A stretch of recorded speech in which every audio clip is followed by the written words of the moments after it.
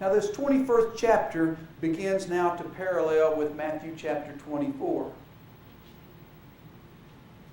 As they walked out of the temple,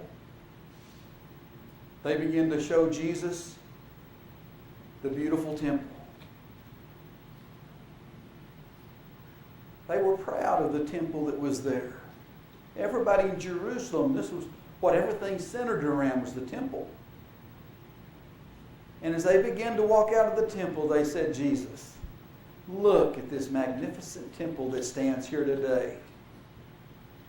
This is the same question that the disciples asked in Matthew 24, there in the first verse. First couple of verses there in Matthew 24. They walked out and said, Jesus, look at this beautiful temple. And as Jesus turned around to look, his response wasn't, my, yes, this is a beautiful temple. A lot of money's been put into this temple. A lot of work has been put into this temple. And we have every right to be proud of our temple. But Jesus' reply was, the day's coming when not one stone is going to be left upon the other. This beautiful temple is going to be torn down. It's going to be destroyed. Brother Moon, could you start with verse 7? Begins to tell him, he said, there's going to be false messiahs rise up. Here at camp at Riodosa, they preached upon Simon the sorcerer. And I leaned up and told John, I said, nobody ever thinks about it, but Simon the sorcerer was a false messiah. They all took him to be somebody great. And he had quite a following because they thought that he was the Messiah.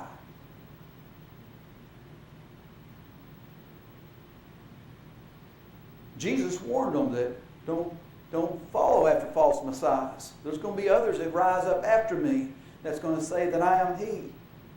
He says there's going to be wars, there's going to be famines, earthquakes. This is stuff, earthquakes, famines, wars, are things that have taken place for thousands of years. That earthquake, the translator translated earthquake, would be great shaking, and originally was great shaking. Great shaking, and that's what their government went through.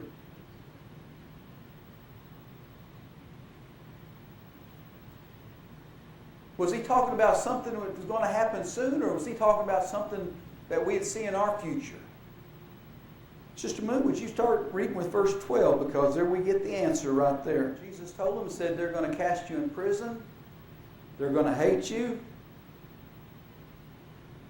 How many people would live for God today if they come to God and you'd say, okay, you're going to give your life to God, but let me tell you, they're going to cast you in prison. They're going to hate you. They're liable to kill you. They're going to do this to you. How many people would stick around and say, that's what I want? But Jesus is telling his disciples that. He said, but don't worry, not a hair on your head is going to be hurt. And then he goes on and tells them, he said, whenever you see those that he was talking to that day, he said, when ye see Jerusalem encircled with armies, know that this desolation, or this temple that we was talking about, the stones being taken down, one torn down, and not a one of them left up, know that when you see the armies encamped about Jerusalem, that your temple is fixing to be destroyed. This was something that they were going to see in their lifetime. And like I said before, if you'll read Matthew chapter 24, you'll find that these scriptures go right along with the 24th chapter of Matthew. Is almost identical.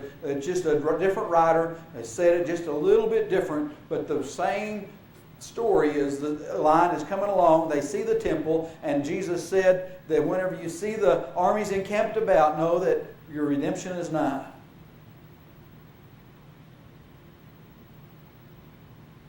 But Jesus was clear. Disciples, when ye see the armies encamped about Jerusalem, know that this temple that you was bragging on just a few minutes ago, you wanted to know when it was going to be brought down.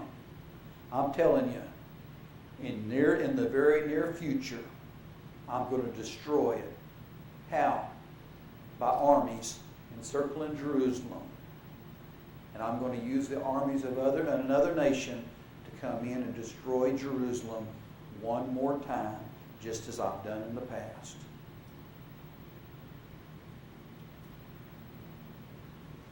It's 10 minutes till. Has anybody else got anything tonight?